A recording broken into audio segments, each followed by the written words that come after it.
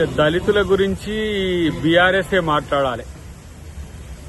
ఇలా దళితుడిని ముఖ్యమంత్రి చేస్తా అని ఏ విధంగా మోసం చేసిండ్రో, దళితులకి ఇలా దళిత బంధు ఇస్తామని ఏ విధంగా మోసం చేసిండ్రో, దళితుల యొక్క సప్లాన్ చట్టాన్ని నిర్వీర్యం చేసి దళితుల యొక్క నిధులను ఏ విధంగా డైవర్ట్ చేసిండ్రో, ఇవన్నీ కూడా కనీసము వెనుకకు చూసుకోండి. మీ యొక్క దళిత ద్రోహం ఏ విధంగా తెలంగాణలో చేసిండ్రో. ఇంక ఈ రాష్ట్రంలో, తెలంగాణ రాష్ట్రంలో దళితులకు ద్రోహం చేసిన పార్టీ ఏదైనా ఉందంటే చరిత్రలో అది బీఆర్ఎస్ పార్టీని.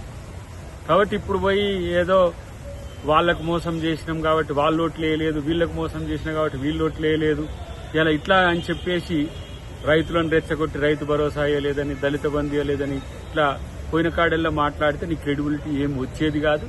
దాంట్లో కొత్తగా మీరు చేసిన విధ్వంసం తాలూకు దళితుల పట్ల మీరు అనుసరించే విధానం, అదే నేరలలో కావచ్చు, రాష్ట్రంలో జరిగిన దళితుల మీద జరిగిన దాడులన్నీ కూడా ఎవ్వరింకా మర్చిపోలే.